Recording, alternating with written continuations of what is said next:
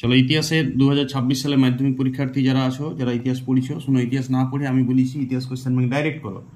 দেখো এই বছর মাধ্যমিকের ইতিহাস কোশ্চেন সন্ন্যাসী ফকির বিদ্রোহ, এই 8 নম্বরের কোশ্চেন নিয়েছি। কে বলছিলে যে উপজাতি বিদ্রোহ পড়ে না? দেখছো সন্ন্যাসী ফকির 8 নম্বর, ইউটিউবে আমি জোরালো ক্লাস দিয়েছি। প্রথমেই সব থেকে প্রথমে এইটাই দিয়েছি। আর তারপরে তোমার মুন্ডা বিদ্রোহ, এইটা আর পড়িবে না। নীল বিদ্রোহ এলা পড়িবে না। এই বিষয়ে সাঁওতাল বিদ্রোহ আসার বিরাট চান্স আছে, ঠিক আছে। রংপুর বিদ্রোহ পড়িবে, জেলা আমি বলবো সেগুলা ইতিহাস পড়িবে। শোনো, 8 নম্বরের তো একটাই কোশ্চেন, আমি তো গ্যারান্টি দেবো এ বিষয়ের উপর বিদ্রোহ থেকে দিবে কিনা, অন্য জায়গা থেকে দিবে। সিপাহী বিদ্রোহ থেকে তুমি করে যাও, একদম 8 নম্বর গ্যারান্টি, ঠিক আছে। গ্যারান্টি সিপাহী বিদ্রোহটি যোগ দাও।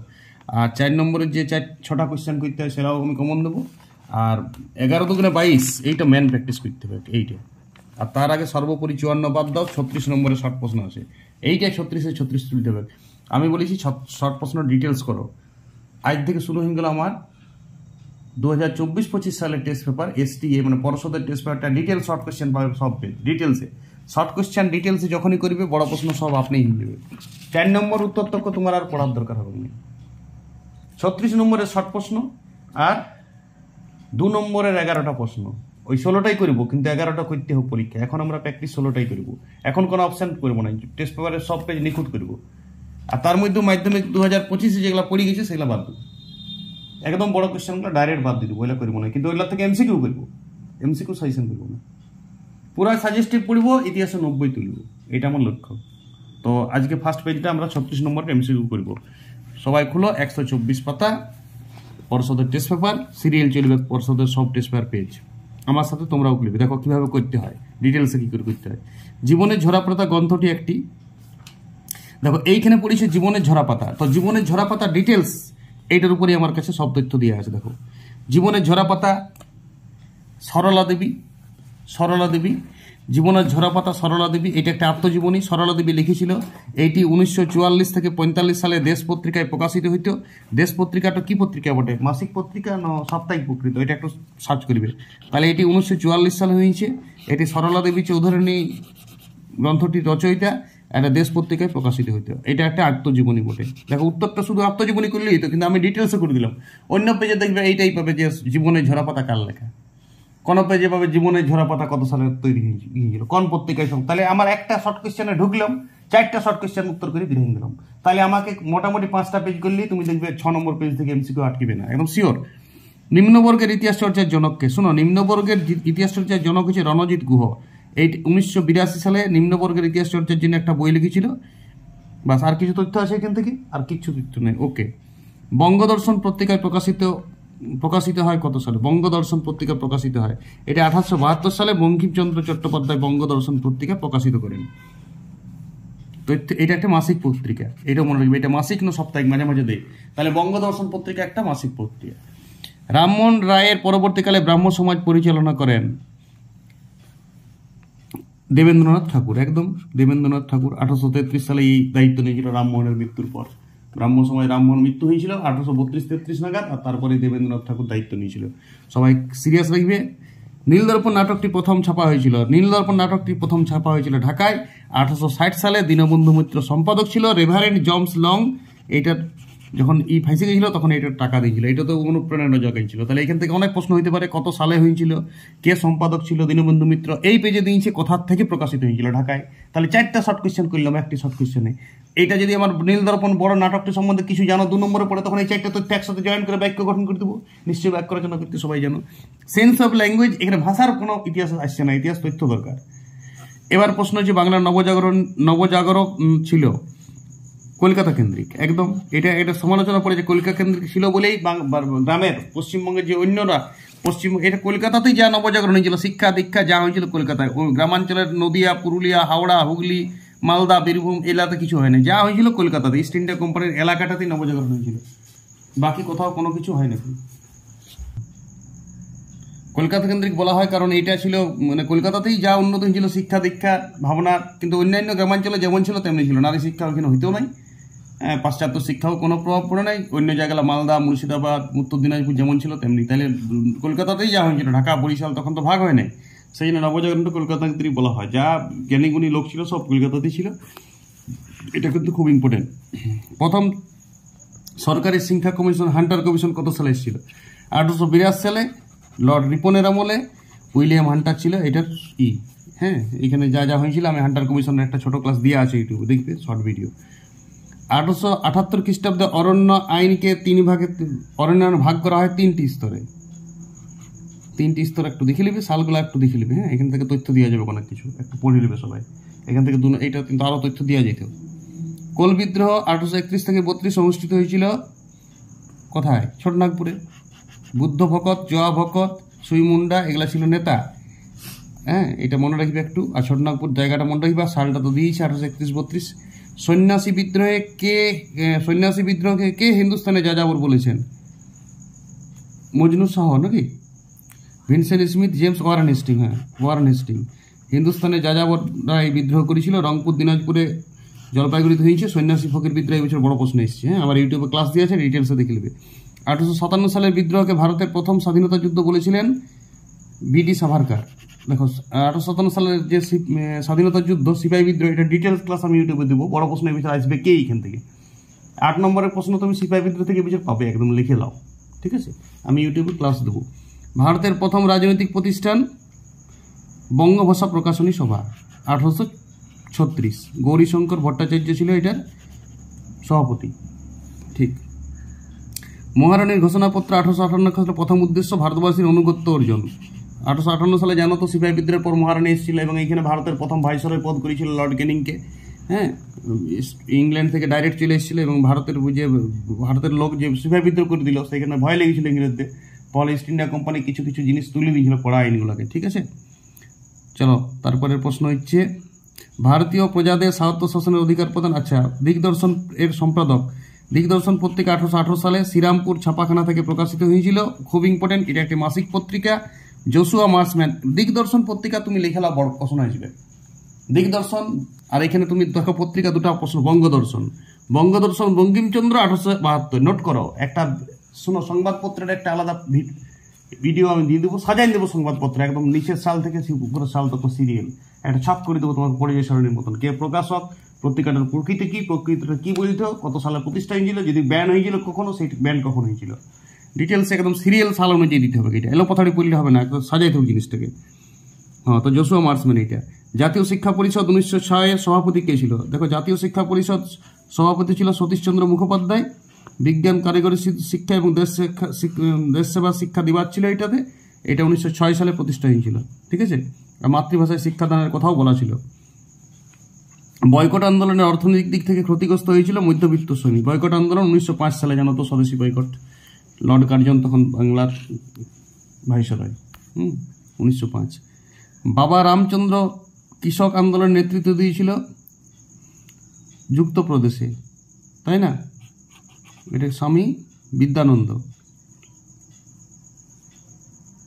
বিহারে ছিল স্বামী বিদ্যানন্দ। বাবা রামচন্দ্র কৃষক আন্দোলনের নেতা ছিল স্বামী বিদ্যানন্দ। আর যুক্তপ্রদেশে দিয়েছিল বাবা রামচন্দ্র, মনে রাখবে। অসহযোগ আন্দোলন 1920 সালের এইটা ছিল।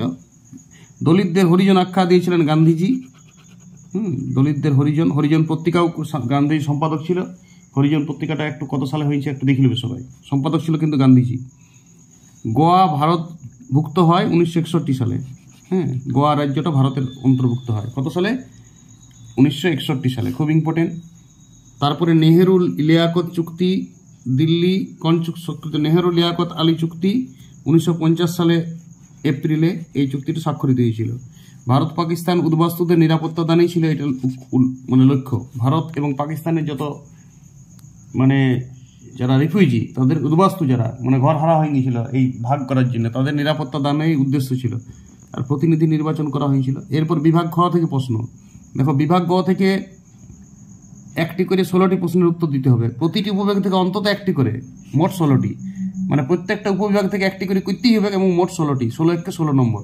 আর এইটা ছিল তোমার 20 নম্বরের একদম 20টা প্র্যাকটিস করবে, ঝাড়িয়ে সব পেজ 5টা পেজ করলে। আর এমনি ডিটেলসে যদি করো, নতুন প্রশ্ন আটকিবে না তোমার, শিওর একদম। ডিটেলসে করলে তুমি 5-6টা পেজ করার পর আর নতুন কোনো প্রশ্ন পাবে না। ডিটেলসে করছি তো, ওই প্রশ্নটা 4টা উত্তর করা হয়ে যাচ্ছে আমার।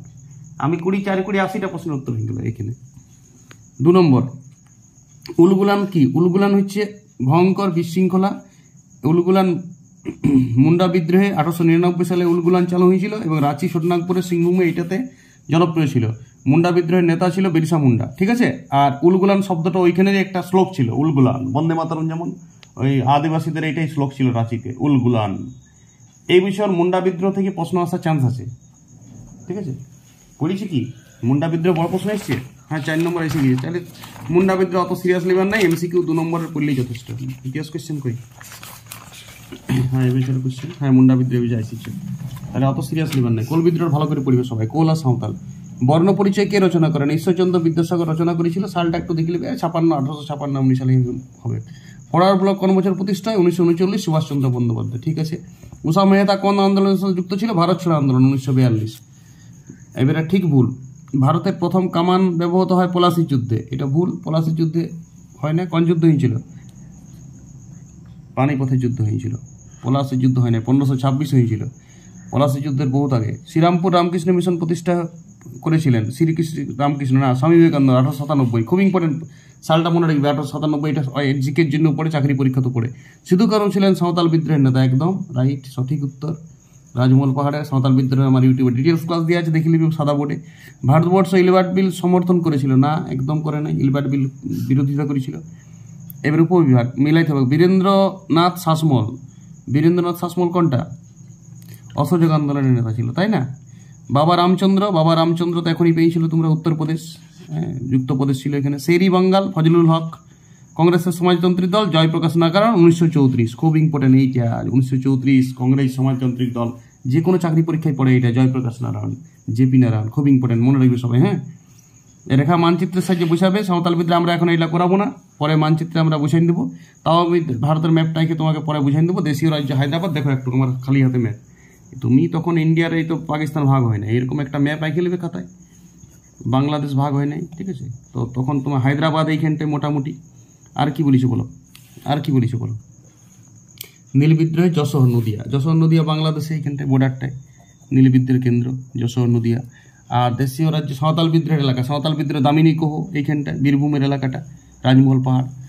আর বলো পুনর্গঠিত মহারাষ্ট্র এইখানটায়, পুনর্গঠিত মহারাষ্ট্র, হ্যাঁ নতুন মহারাষ্ট্র তৈরি এখন যেটা আছে সেইটাই।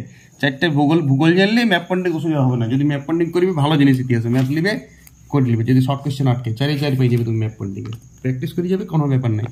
বিবৃতিমূলক প্রশ্ন এবার 2.5 উপবিভাগ থেকে। হ্যাঁ দেখো, মোট 16টা প্রশ্ন, প্রত্যেকটা থেকে একটি তো করেছি, আর 16টা করার কোনো বিচিত্র নাই। এখান থেকে দুর্দান্ত প্রশ্ন প্যাটার্নটা বুঝে আগে তুমি ঝাড়িয়ে যেগুলা পারবে, ম্যাপ পয়েন্টিং 4টাই করে দিবে দরকার হলে, তাহলেই তো হয়ে যাবে।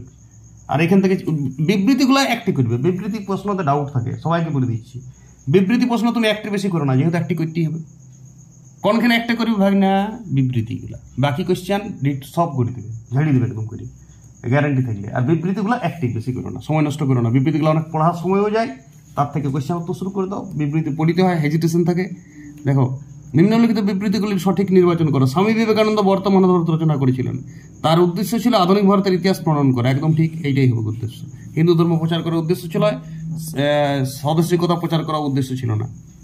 1917 সালে জগদীশচন্দ্র বসু বিজ্ঞান মন্দির প্রতিষ্ঠা করেছিল। এইখানে এটি বিজ্ঞান গবেষণার জন্য প্রতিষ্ঠা হয়, উদ্ভিদের জন্য শুধু নয়, উদ্ভিদ ছাড়াও আরো অন্যান্য বিজ্ঞান গবেষণার জন্য প্রতিষ্ঠা হয়েছিল। এটা ব্যাখ্যা 3টাই উত্তর হবে। বিবৃতি তারপরেরটা দেখো, 1921 সালে মোপলা বিদ্রোহ সংগঠিত হয়েছিল। এটা কৃষকদের একটি জঙ্গি আন্দোলন, একদম ঝাড়িয়ে দিয়েছিল কৃষকরা, জঙ্গি টাইপের আন্দোলন করেছিল। ভারতীয় নারীরা জাতীয় আন্দোলনে অংশগ্রহণ করেছিল কারণ তারা বিদেশি দ্রব্য বর্জন করতে চেয়েছিল। কারণ গান্ধীজির অনুপ্রেরণা হবে না, অরবিন্দ ঘোষদার হবে না। এখানে লক্ষ্মীর ভান্ডার, ফকির ভান্ডার প্রতিষ্ঠা করেছিল, সখী সমিতি এইসব প্রতিষ্ঠা করেছিল এরা। তারা বিদেশি দ্রব্য বর্জনটাই এদের মূল লক্ষ্য ছিল। এমনকি এরা গান রচনা করে দিল, ফেলে দাও রেশমি চুড়ি, নইলে যাও বাপের বাড়ি। সেই জন্য এইখানে বিদেশি দ্রব্যটা বর্জনই করতে চেয়েছিল। তাহলে এই গেল আমার ইতিহাসের 36 নম্বরের শর্ট প্রশ্ন, এবং 36 নম্বরের শর্ট প্রশ্ন ডিটেলস আলোচনা করলাম।